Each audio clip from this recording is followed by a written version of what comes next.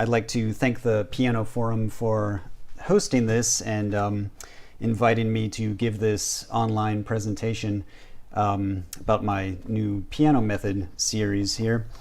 And if you're watching this, feel free to drop any questions you might have along the way into the chat, and I'll get to those at the end or towards the end of the presentation here.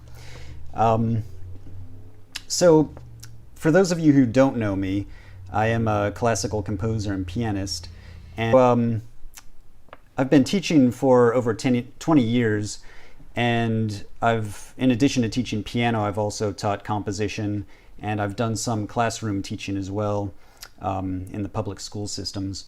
So Piano Revealed is a 7-book series, and it's designed for both reading-age children and adults alike. And it's been in the works for about 20 years, so basically since I started teaching lessons, I've been writing these pieces. There's a lot of methods out there, a lot of interesting piano methods out there, and so the question might be, why a new one? And I'd like to talk a little bit about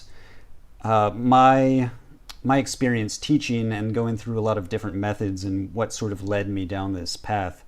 So when I was first teaching, I found that there were quite a few gaps in the methods that I was using. That sometimes it might be that there was a specific student that needed extra work in a certain area. Sometimes there might not be a lot of great musical pieces for a specific level that a student was working on. And sometimes the particular method I was using just didn't really cover the technique that I felt was needed to further the student. So in the process, I ended up writing a lot of music, a lot of these pieces.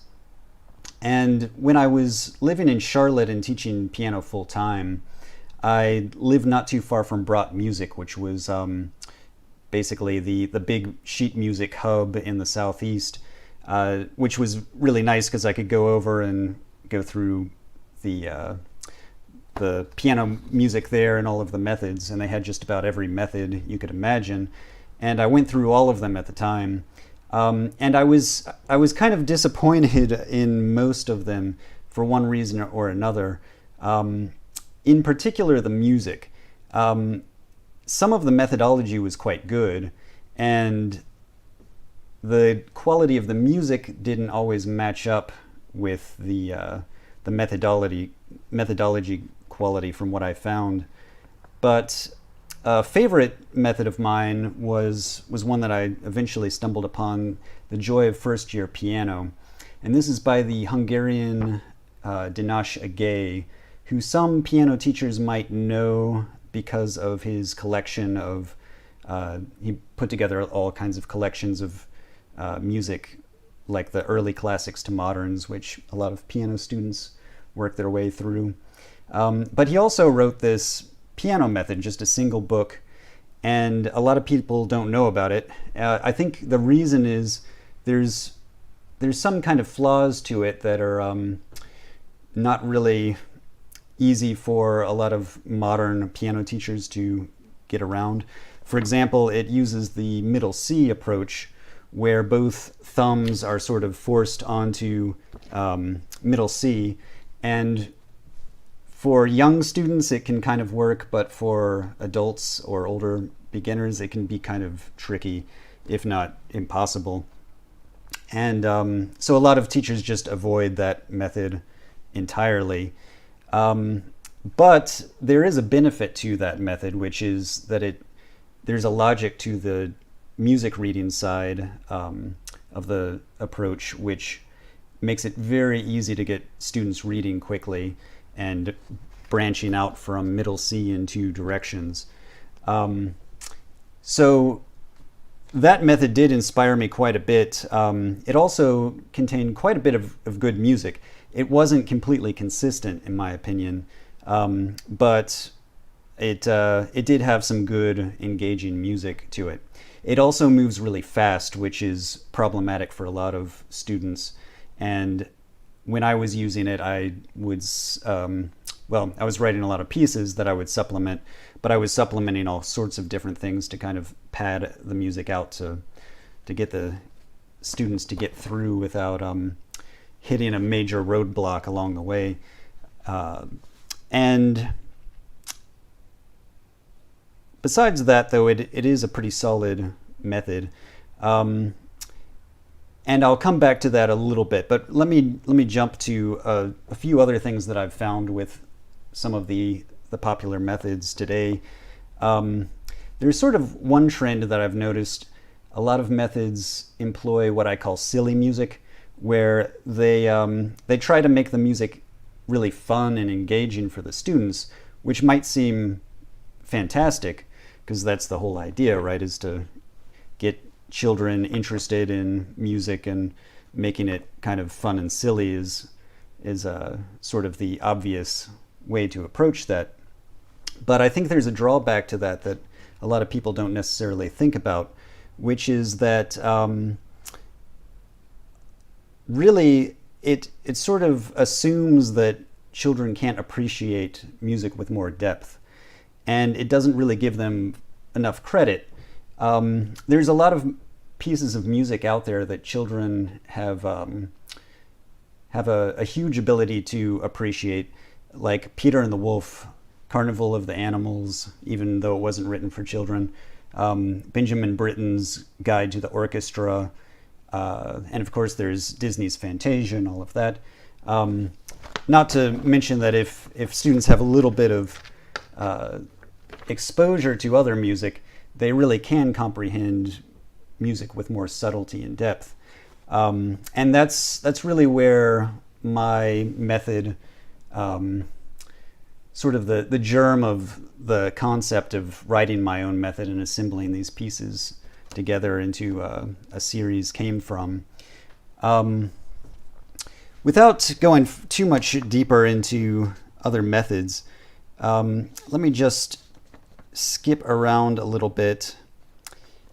There's one thing that a lot of methods do, that they might have pretty solid music, but harmonically, they're sort of cheating, especially in the beginning levels.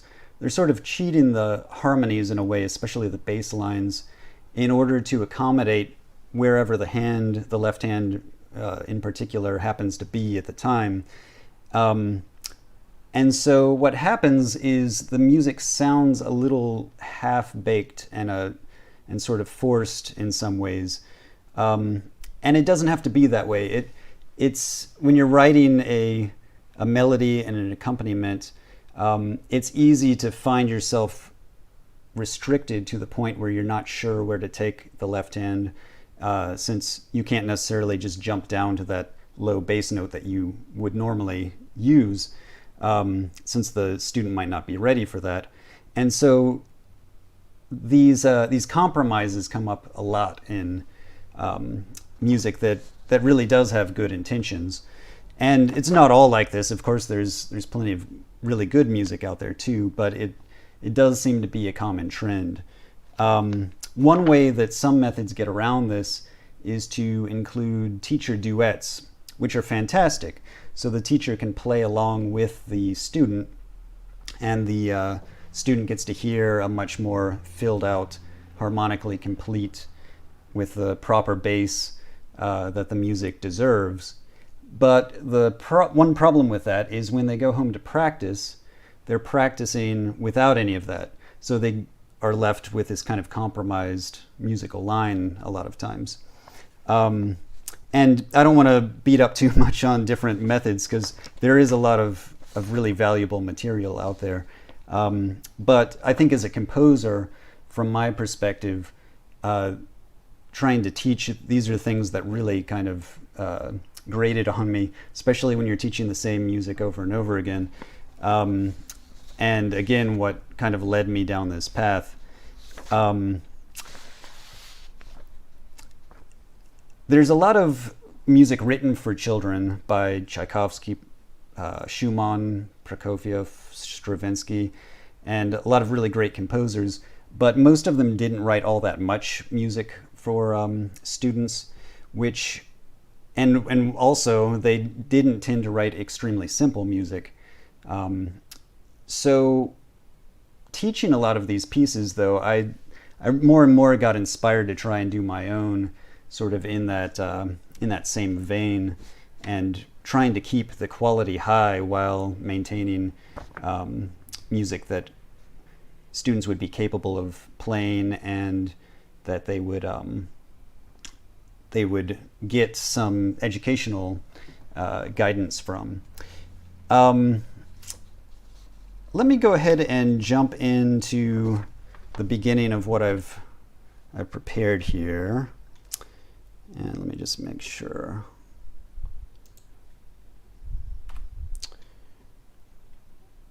I'm going to switch over here.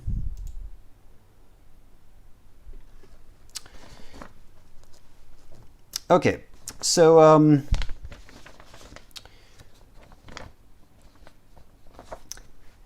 before I show you some of the material inside of these books, I wanted to just say that in addition to this sort of different approach with trying to write very engaging but high quality music, I also covered a lot of sort of unique aspects that some methods cover to an extent, but most of them don't cover it to that large of a degree, if at all. So some of the music, there's a huge range of tonalities. It's not just major and a little bit of minor.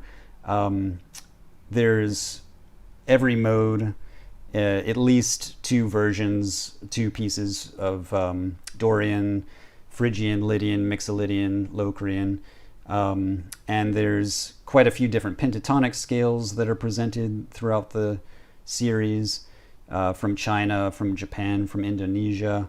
There's Persian scales, Roma scales. I even wrote a piece with Scriabin's Mystic Chord, which is turned into a scale to form the basis of a piece. There's a piece with an octatonic scale, whole tone, chromatic. There's even a 4-tone tetratonic scale, and then quite a few others. And I also teach improvisation and composition from the very beginning. Back in the Baroque and the classical periods, this would have been the norm, and most people played musical instruments. But in addition to that, most of them actually improvised and even composed a little bit at least.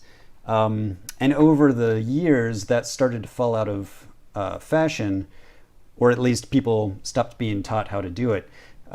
It's hard to know exactly what the causes of that were, but by the Romantic period, fewer people were composing themselves as amateur musicians, but most were still improvising quite a bit.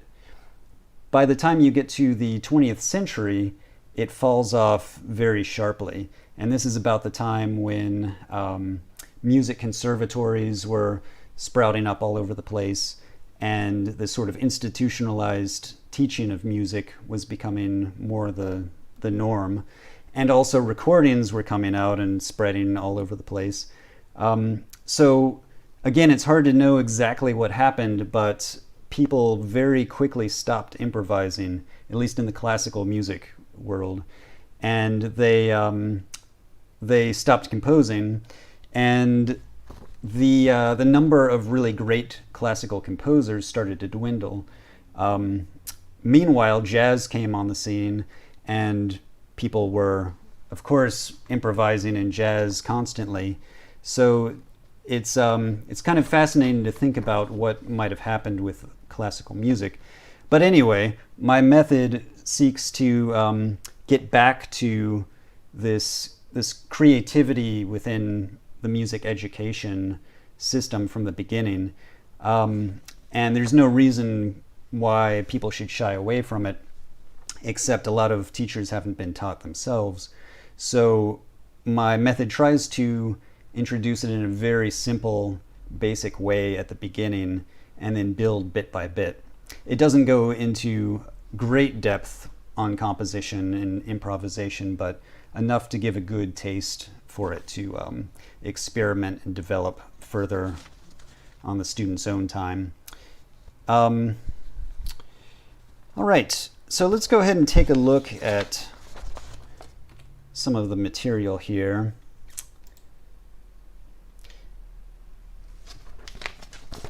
In the towards the beginning of the first book, I present a timeline which shows basically the history of the piano and of written music.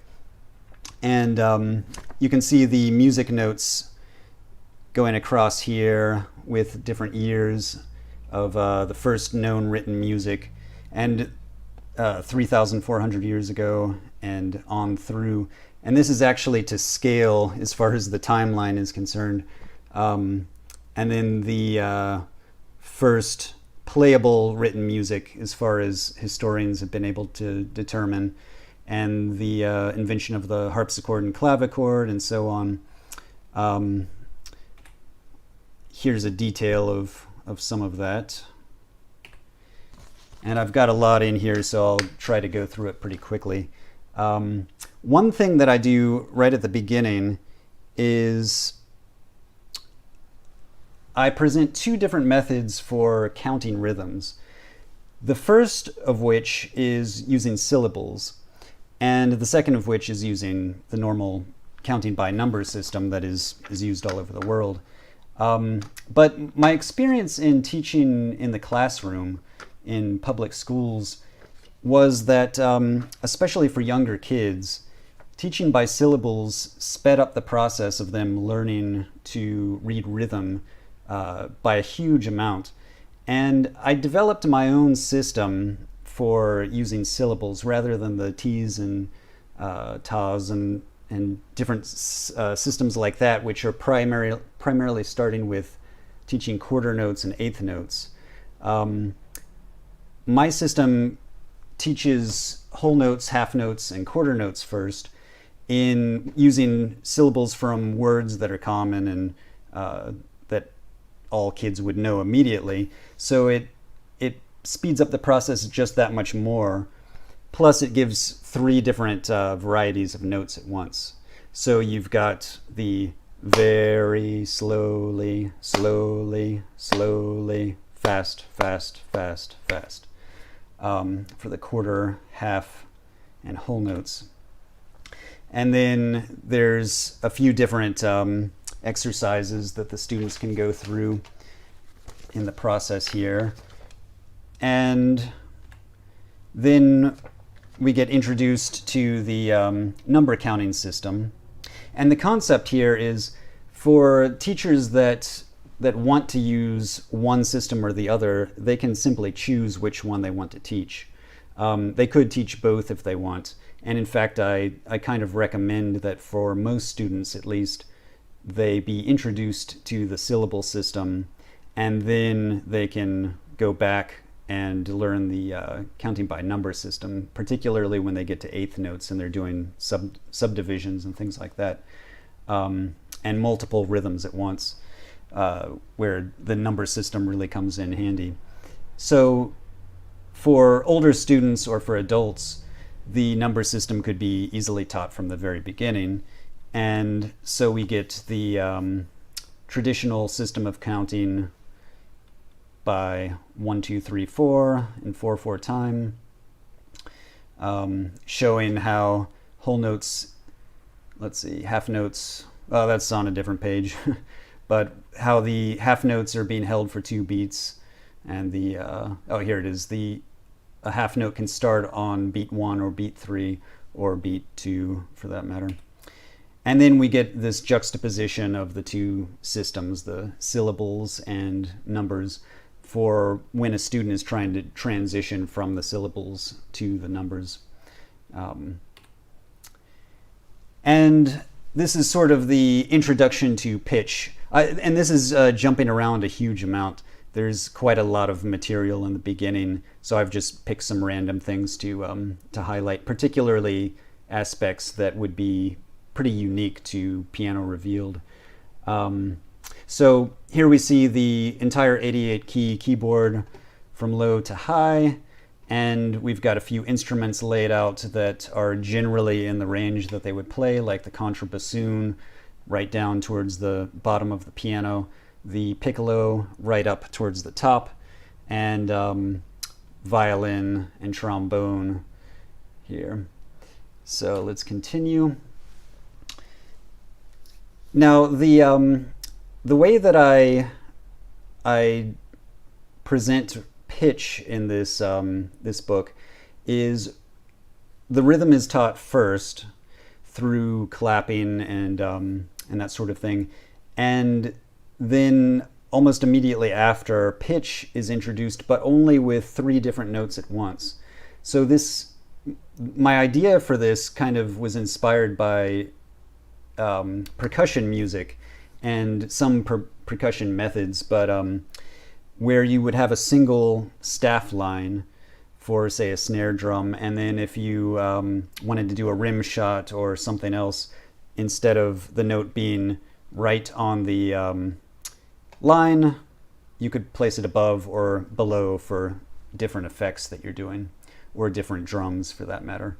But this high, medium, and low is a very simple way to introduce students to just the fundamentals of reading pitch. And so in this example, we've got notes that are above the line, notes that are pierced by the line, and then notes that are under the line. And this can be done away from the piano, clapping their hands for the high notes, patting their legs for the middle, and tapping your feet for the low notes. And then a little music exercise there.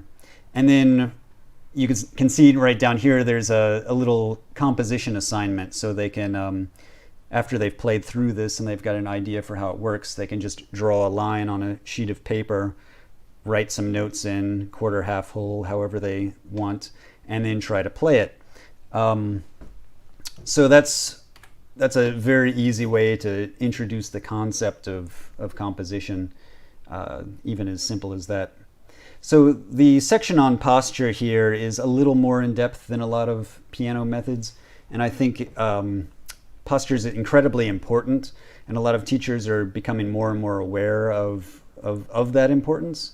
So I go into a bit more detail. For the younger student, they can simply look at the right side of this to get reminded of what they need to remember, and for older students, they can easily read in depth about the specifics outlined there.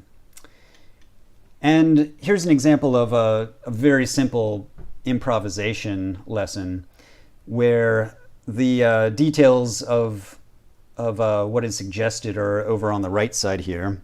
Just making sure you can see that. And the teacher can go through this with the student during the lesson, and then the picture here should be straightforward enough that even a young child would see that and remember what they had done in the lesson and know to put this finger on that note and these fingers on these notes. And let's keep going here.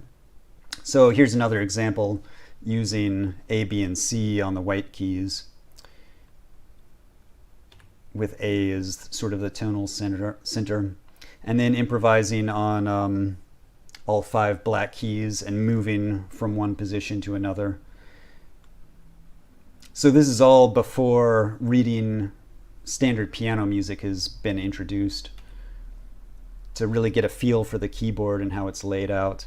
All right, so at this point, now we're starting to introduce standard staff. And the way that I've done this is with a five-pronged fork here, which is stabbing at these P's that happen to be whole notes. And if we zoom in on this, students can get a very quick idea that notes can either be wedged between the prongs on a space, or they can be pierced by a line. Young students sometimes have trouble with differentiating that and understanding the importance of that difference. And so here I've started to introduce ledger lines already, higher notes, lower notes, even lower, even higher, since middle C is going to be kind of key in this initial part of music reading. And over here we get the treble clef, and how you can see either an uppercase or lowercase g in the treble clef, which helps you remember that the line that cuts through the circular part of the G is where G would go. And the same thing for the F of the bass clef, slowly evolving into the symbol that it is today for the bass F. And then we see the relationship between the treble G, the bass F, and middle C, which is now introduced. Equal distance, a fifth apart, going outwards. And then we get that translated to the piano keys. So this part wouldn't be too different from a lot of methods.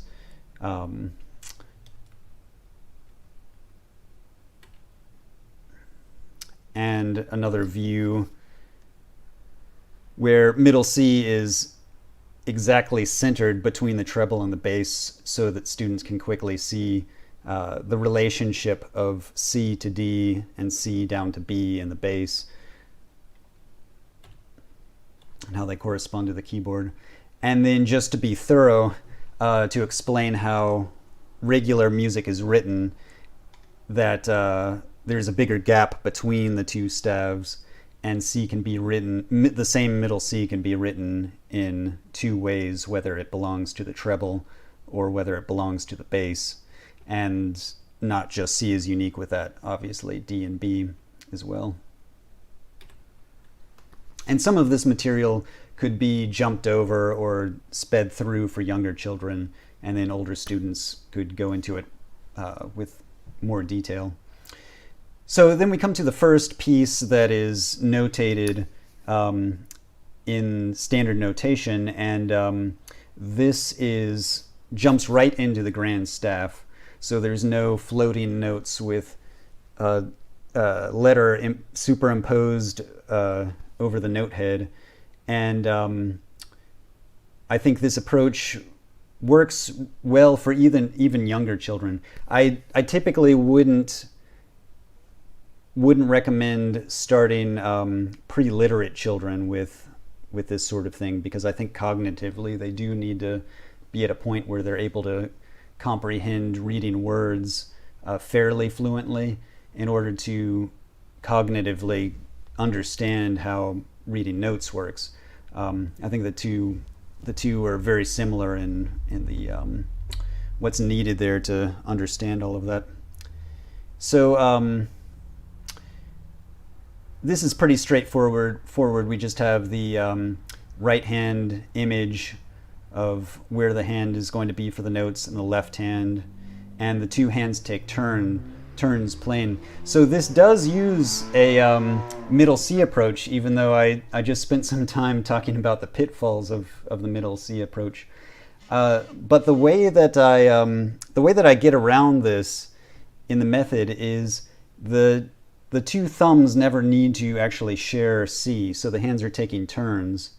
And it's not too long before the hands start separating beyond middle C. So one hand will be on middle C, another will be a little higher, and vice versa.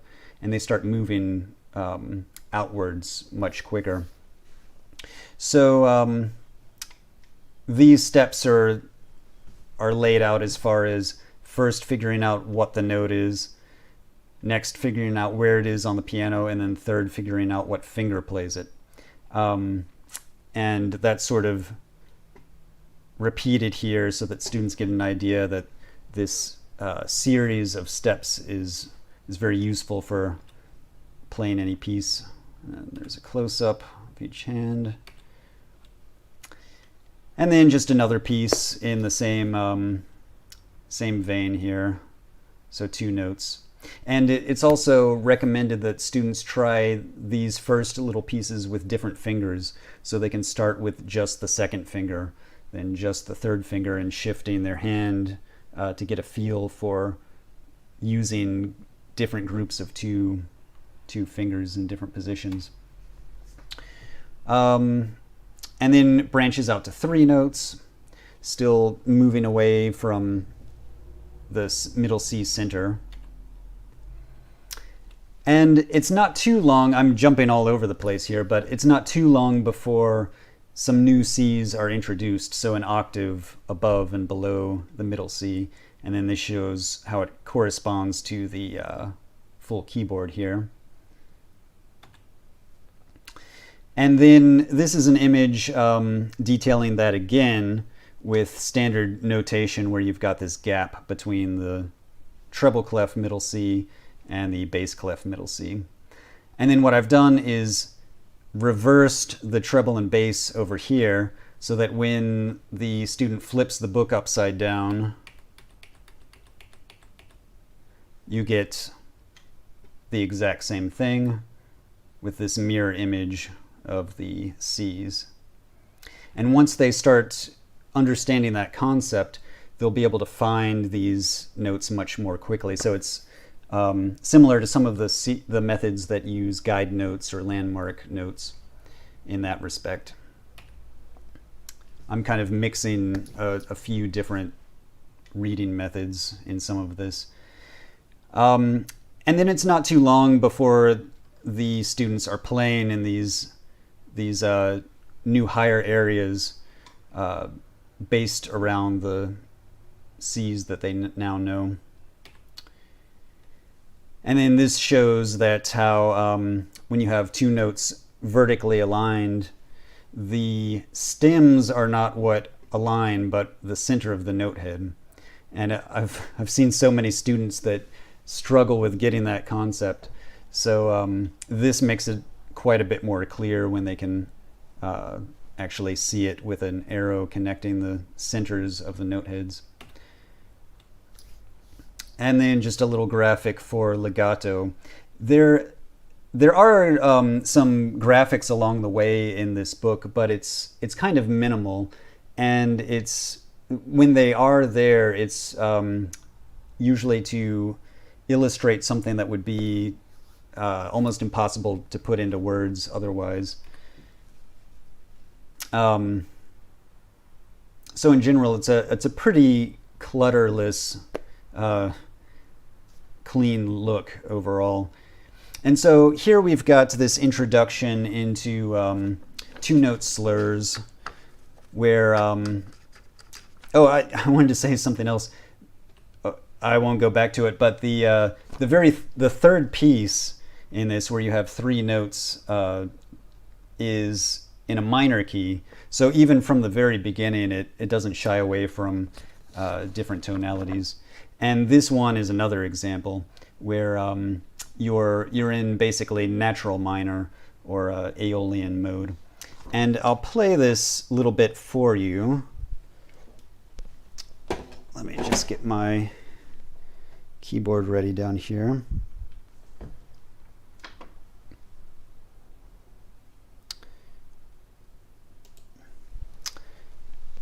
Okay, so this should go through.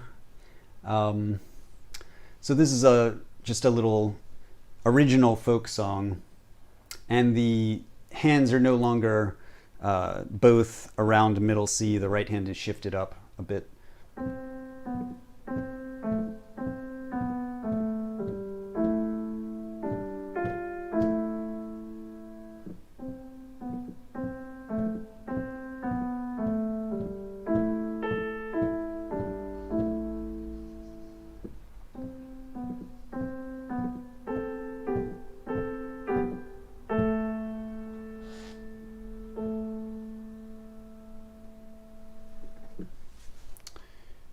All right, and I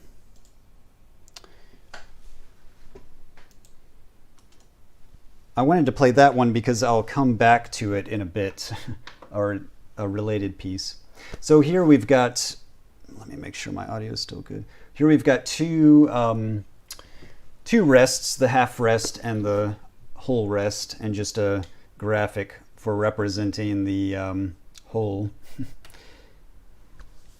And now we eventually come to, and there's quite a few pieces in the meantime, but now we come to an even higher C and an even lower C, again mirror imaged and shown here with the keyboard. And again, we see the way that the notes are mirror imaged here.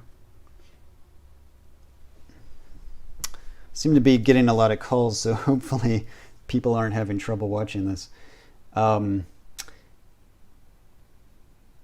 It is being recorded, so it should be available. So again, same mirror image concept, and you flip the book over and you see that it's identical. And then immediately the student is reading these notes in practice. And this particular piece is the same one from the very beginning. Instead of just a melody alone, now it's got this accompaniment with the C's in different octaves. And that's a common tool that I use in this series, is introducing a piece that then builds later on, or there's variations. Sometimes I would write a piece and then simplify it, break it down into sort of component elements and rewrite them to make them different, but in a way that would prepare the student for the more complex pieces. And other times I would do the opposite.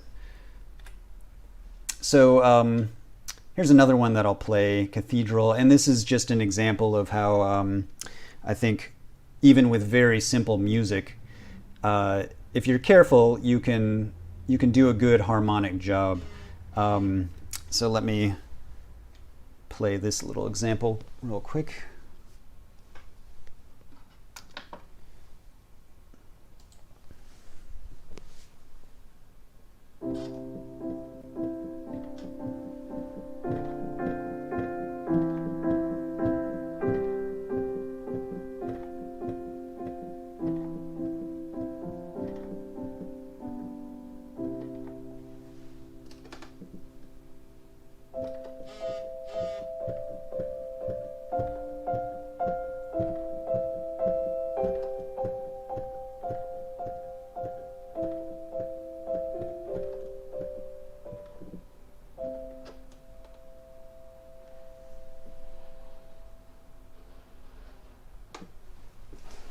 All right, and let's get back here.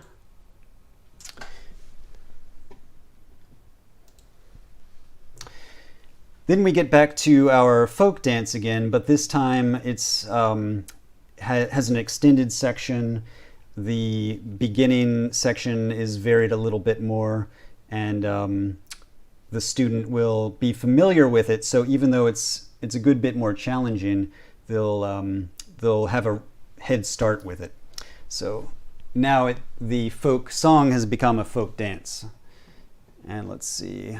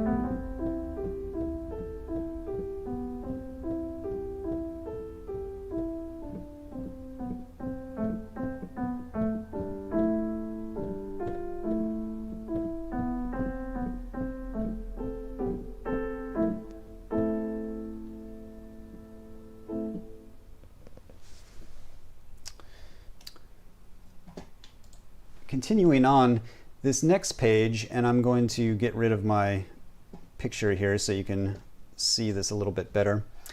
This might look a little bit strange, but what we've got here is a system that I like to use for teaching crescendos and decrescendos, and also accelerandos and ritardandos.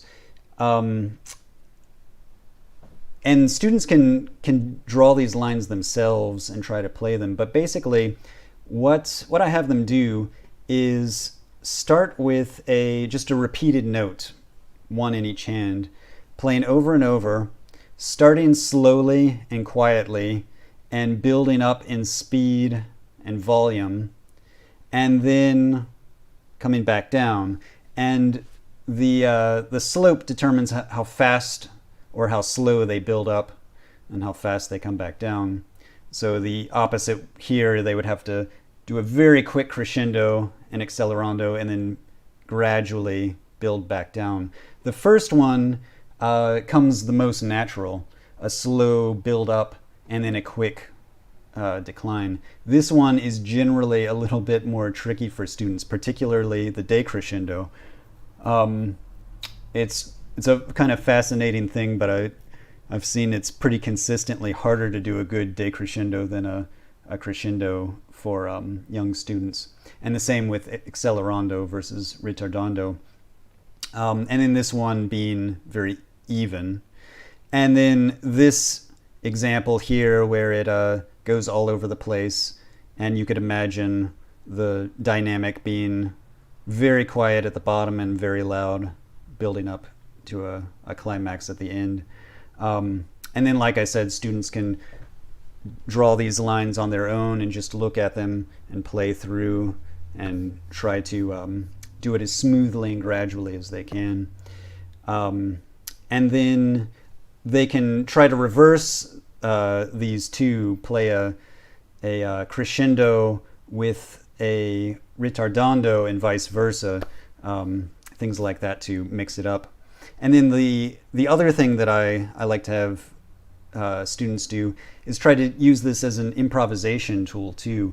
So if they make up a little pattern that repeats, even if it's just 2 or 3 notes, and they can use that pattern to go through these various curves. All right. And then we get the introduction of the sustain pedal, which pretty standard here. But this is a system that I came up with, and we'll come back to the pedaling, but this system I came up with in order to teach playing legato with one hand and staccato with the other. This is a bit further into along in the music. And if you slow it down to an extreme, to the point where your staccato note is basically just a regular quarter note and your legato note is a whole note, then students can quickly get the concept of pressing both together, taking their time to release the first one, holding the one for 4 beats, and then again going for the second one. And as they get comfortable with this, they can speed it up more and more and more until they get to the point where it's more like a staccato in one hand and a smooth legato in the other, at which point they can move into this. Another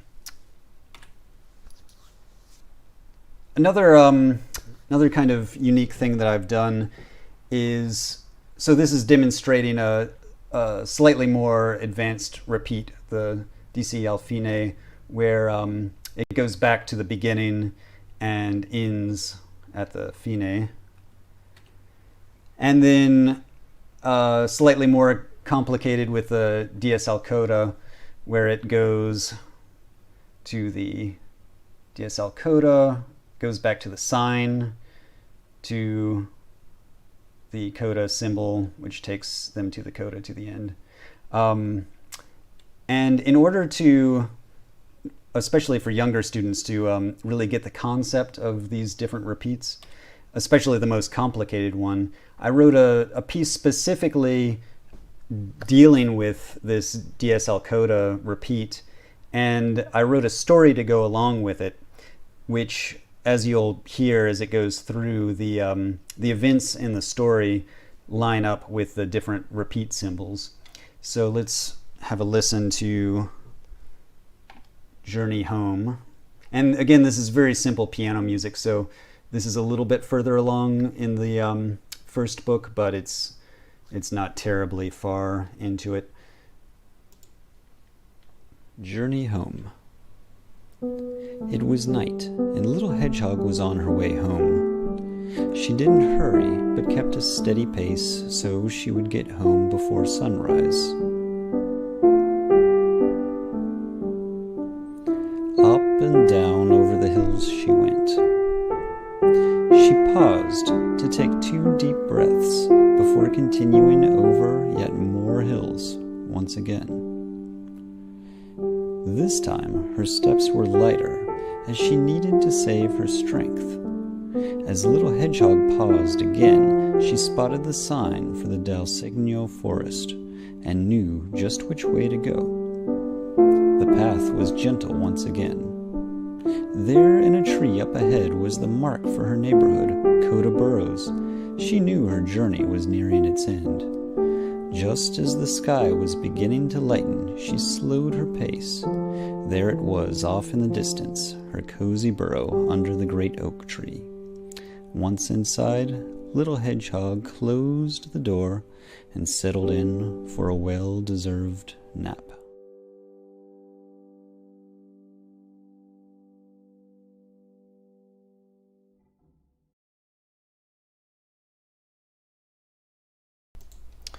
Okay, so hopefully that gives an idea of how that piece works.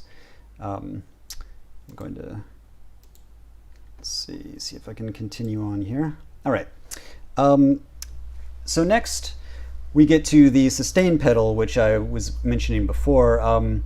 And the way that I introduce the sustain pedal is kind of similar to my approach with the staccato and legato into hands at once. And what I've done here is the right hand is playing with only the middle finger for all of these various notes. So it forces the student to have a gap of silence between each note. So there's no possible way to play legato except by using the pedal. And so everything is slowed down to an extreme, and they are counting, and let's see, I think I've got a close-up here. Yeah.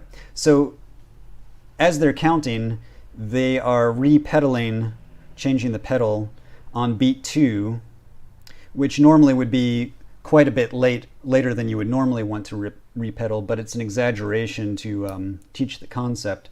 So they press the note on beat 1, they re-pedal on beat 2, they release their finger on beat 3, but continue to hold the pedal through 3 and 4, and 1 of the next, and then re-pedal on 2, and so on and so forth all the way through.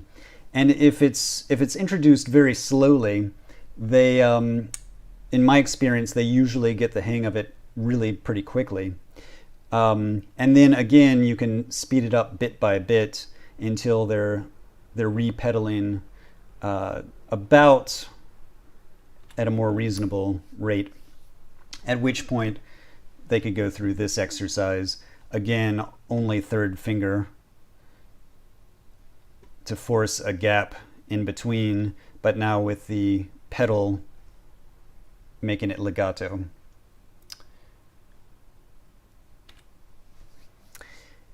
Now this is a bit further on, but at this point there's an introduction of one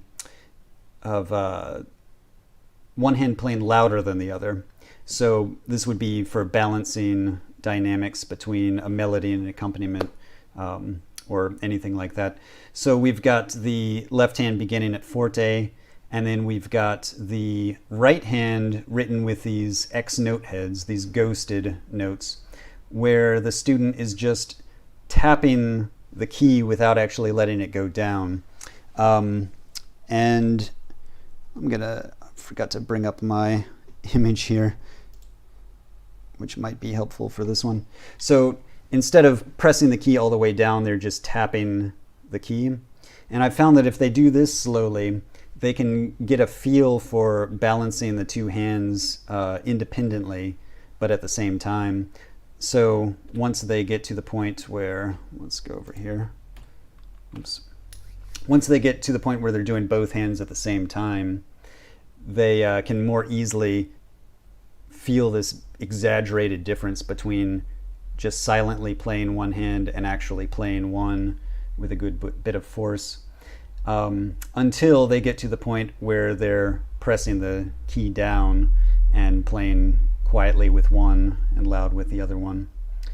And there's notes about trying it to different degrees in between. And again, starting slow, building up speed.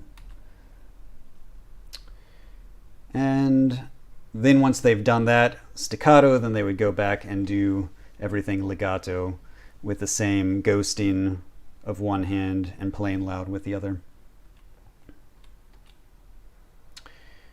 And then they get a piece where they get to actually try this with some music. So this repeated left hand note would easily overpower a melody on top, unless they play it very quietly and bring out the melody simultaneously.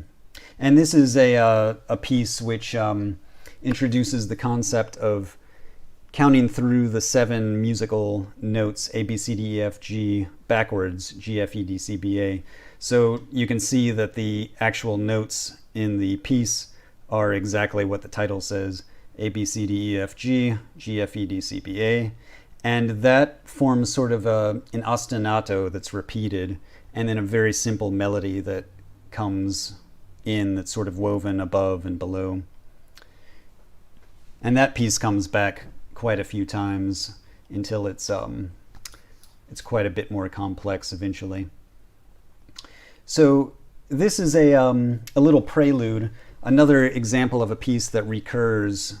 When it starts, it's just a very simple left hand, single dotted half note, and then 2 right hand notes that repeat, and they go through different sort of harmonic areas and then return.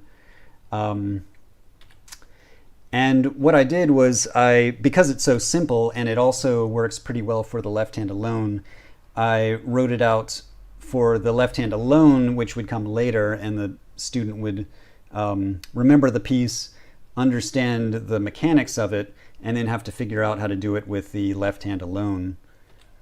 And then even later in the series, it comes back again where there's a melody put in the right hand on top of this left hand. So here is the left hand version, which is the same as the original, just left hand alone. And then you'll hear the version for 2 hands with a new part added.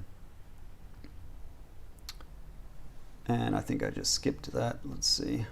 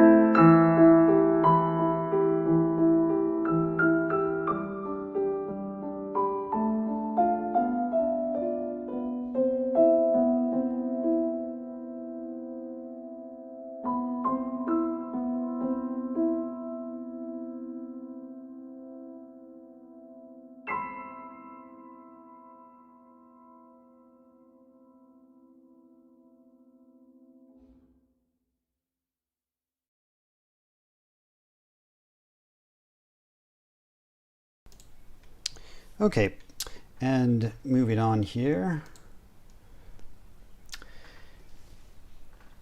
So now we've got not only, and this is quite a bit further along here, but again, jumping around a lot just to show some unique things here.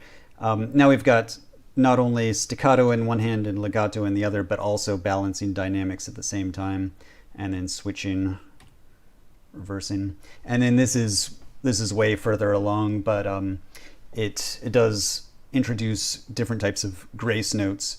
And without going into the details of different practices of different grace notes throughout time and by different composers and what the intention of this particular grace note was, it's more based on modern standards, even though it's still not standard today.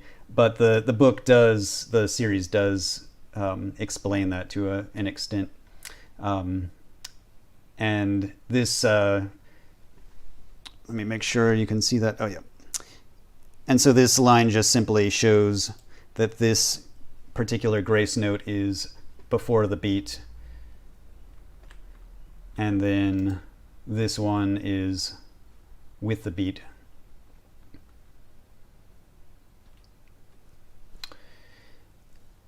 And I wanted to show an example of some music that is a little bit more modern tonal wise, and that shifts. It's not always quite in the same tonality.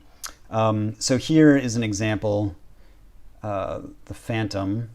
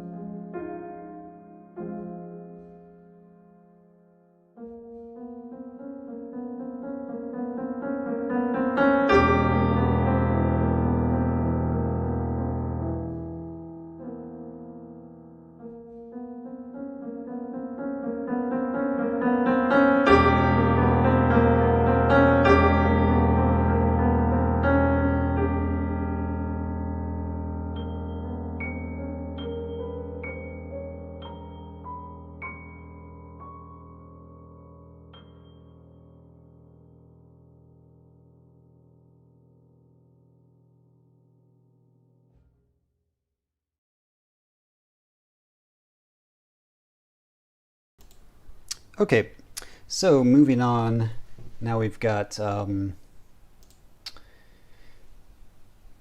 this is an example again of something more advanced where we've got double dotted notes, and the way that those work, you can imagine the multiple ties adding up to double dotted notes. And even though double dotted notes are pretty rare in most music, the reason why I decided to introduce this is because it, by understanding how double dots work, it reinforces how single dots work and kind of drives home that concept.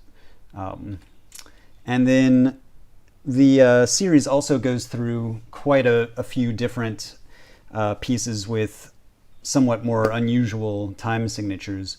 So here we have a piece that actually is constantly changing time signatures, from 6/4 to 5/4 to 4/4 to 3/4 to 2/4 to 6/4 again to 5/4 to 4/4, 3/4, 2/4, and then 1/4, and then at that point the time has run out. Here's a piece in 5/4. And see how we're doing time-wise here. I'll play one more piece here and then check and see if I have any questions.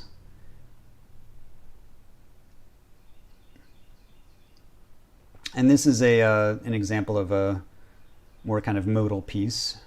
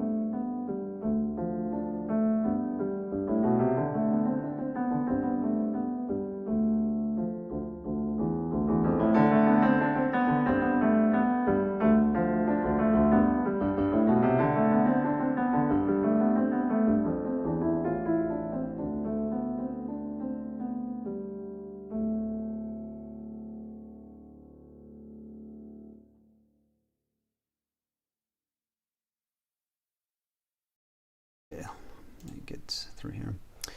Oh yeah, well there was one other thing that I wanted to mention, which was that the book actually introduces the sostenuto pedal as well. And so what's happening here is you've got a very simple piece that uses the sostenuto pedal in about the easiest way imaginable, where you're basically just holding it for a really long time. So you're sustaining the first chord and then everything else is staccato around it, but this C major kind of continues on as the music progresses. So it's kind of an unusual piece, but for students that have grand pianos, they could practice this at home, or they could easily practice this on their own, and then when they had access to a grand piano, they could give it a try and get a feel for how the sostenuto does work. And the soft pedal, or the una corda pedal, is introduced as well. And this piece is a little bit more complex, but it employs the sostenuto pedal and the una corda pedal back and forth. And then there's even a little bit of, once they've got it down, they can try to use the sustain pedal while the sostenuto is down for a more advanced technique with the pedal system. Okay, I'm going to go ahead and take a look and see if I have any questions here. And I see that I think some people were trying to watch through Zoom, and maybe that wasn't working too well. All right, lots of comments here. Thanks everybody for bearing with me. This is my first official live stream, and I had about 1 million technical things that I was trying to do in the meantime, so a little tricky here.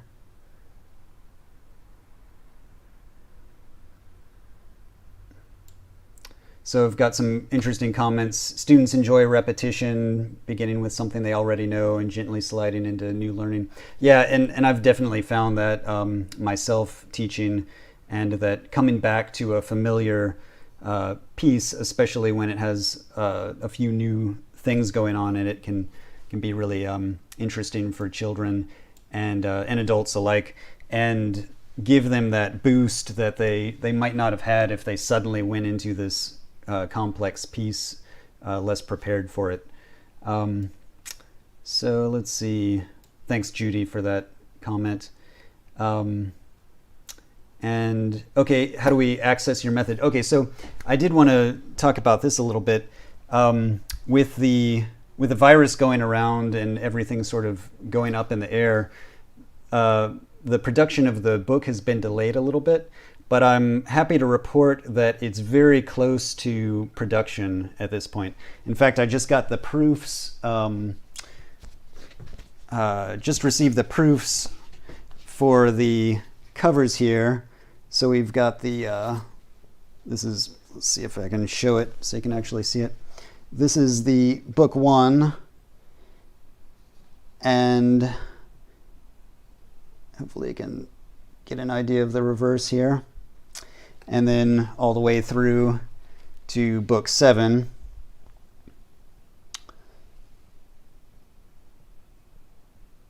So my, at this point it's looking like the books will go into production fairly soon, probably within the coming week.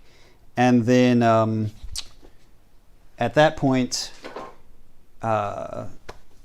they'll probably be ready to ship within I'd say 2 to 3 weeks, within that range. And so if you're interested in the series and taking a look at ordering some books, there'll also be an ebook version too, which will come out about the same time.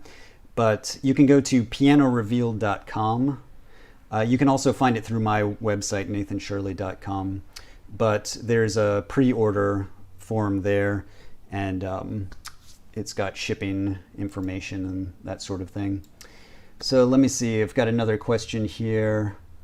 How many pages in the book? Yeah, okay, good question. So the first book is quite a bit bigger than the other books. The first book, because it has so much introductory material, it ends up being around 80-ish pages, and then all of the other books are more around the 50-ish mark. And let's see, when and where is it available? So I covered that. And then let's see. Oh yeah, so as far as the difficulty, is it beginner, intermediate, or advanced? So book 1 starts from absolute beginner, so early elementary. And by the time you got all the way through book 7, you would be in a pretty solid intermediate level. There, in the very last book, book 7, there are a decent number of pieces that kind of touch on the late intermediate. So it sort of gets your feet wet for that, but it's basically in the solid intermediate level. Quite a few tricky things towards the end. But, and since there's 7 books, it doesn't exactly go along with the first book is early beginner, the second is beginner or elementary, depending on your terminology, and late elementary, and then into early intermediate, late intermediate. It's not quite that neat. It goes a little bit slower, so it's a little bit more progressive than one level per book.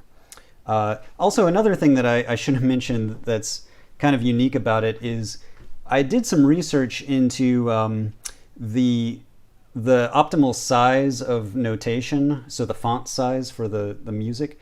I was interested in if there were any studies done with reading language in different font size, because you see these early reader books where the font is gigantic. And from the studies that I read, they did find that larger font tended to benefit not just children, but even adults, which I found kind of interesting.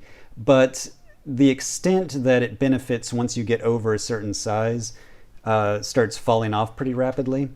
And younger children benefited a little bit more.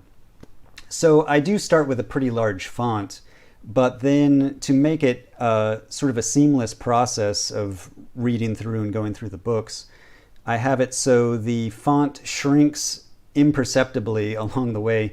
So by the time you're, I think, somewhere into the 3rd book, it's gotten to roughly a standard music font size, but you'll never see the difference one piece to the next. And once it does get up to the standard size, it's kind of a generous standard size, but it is within a typical range there. Yeah, so thanks for the questions, Jenna. Let me see if there's any other questions that I missed here. The prelude is beautiful, thanks. Mirror image, yeah. Thanks, Polly. Got a lot of nice comments here. I appreciate everybody. Yeah, so let me just make sure I haven't forgotten anything that I wanted to cover. Oh, one interesting note that I thought some people might like to know. If you're wondering where I came up with this concept of the rainbow strings on the piano for the cover, and by the way, a shout out to my brother Aaron Shirley, who came up with this design for the piano and did the art for it, and also the photo on the back. But my concept for this came from Isaac Newton, actually. So Isaac Newton was the one who is credited as first naming or distinguishing the different colors of the rainbow and sort of explaining it. And initially when he, you can remember the Roy G. Biv for the 7 colors, but when he initially came up with the 7 rainbow, or described the initial colors, he only named 6. And he eventually later, he sort of practiced this mystical Christianity, and he had all these concepts of sort of divine numbers, and he thought that since there were 7 days in the week and 7 planets at the time, and all these different things coming in 7s, he thought that rainbows must be 7 also, because music had 7 notes in the scale, of course in the diatonic Western scale. But I found that pretty fascinating, and so he went back and he thought, well, really you could kind of say there's this indigo also, this dark blue in there. So that's a little nod to Isaac Newton, where you've got the 7 strings. And if you look carefully at the keys here, they're actually notes. It's a little out of focus there. Anyway, let me see if there was anything else. I'd really like to thank the Piano Forum for being willing to give this a shot, trying to do a presentation online, live streamed. And so thanks for everybody who made it happen, Karen and Marilyn. Greatly appreciate it. And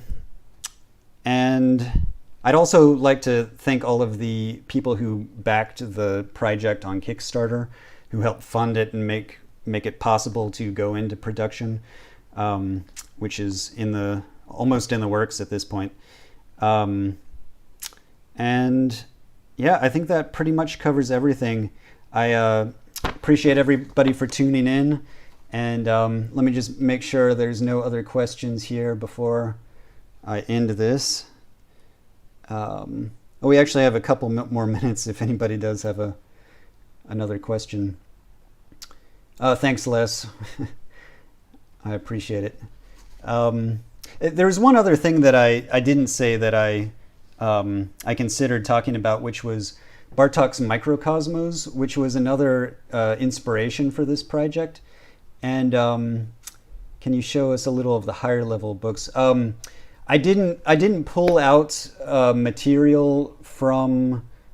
Well, I did some, like when you get to the different types of grace notes and things, that comes from some of the higher level books. But I didn't prepare that in the slides, so I can't easily pull all of that up right now. But it does get to a good solid intermediate, kind of late intermediate, a little bit here and there.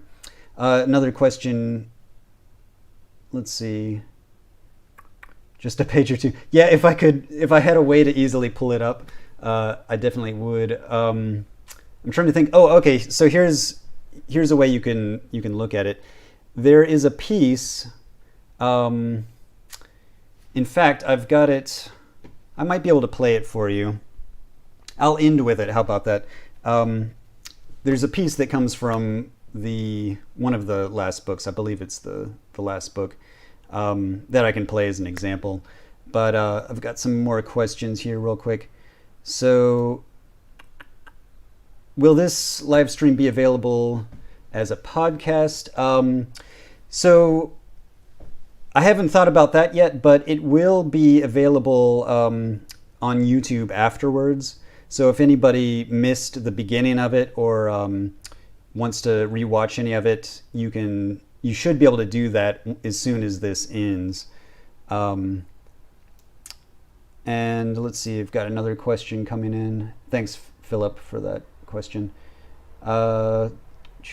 So I understand the first books have some introductory notes, text for the students. Does that go all the way through book 7, or do you at some point drop these? So there's less. The first book contains a lot of text because there's so many new concepts to go over. The further along that the student gets in the series, the less text there is, just because there's fewer new concepts, but there still is quite a bit. And some of it gets a little more advanced, and some of it goes into a little bit of history. So there's discussions on the way that rhythmic notes are named in different countries, and there's things like that. But throughout the book, there are sort of annotations and notes within the music that help explain new concepts and that sort of thing. So thanks for that question, Emil. Appreciate that. Let's see. Oh, thanks, Susan. Thanks. Yeah, she says, I'm sure students and parents will thank you for that, for the compositions are so beautiful. Thanks, appreciate it. So yeah, thanks. Let me end with one of those pieces that I mentioned to Jenna that I would play. This is a little bit more advanced. And so there's a fugue. Now let me make this so you can see it. This is not one of the more difficult ones, but just the fact that it's a fugue at all makes it a little more challenging. So this comes a bit later in the series. And here we've got a four-hand piano piece that's a little more challenging. I'll end it as soon as this is over. So I'll just now say thanks everybody for tuning in, and I appreciate the questions. And again, thanks to everybody at the Piano Forum. This is Midwinter's Night.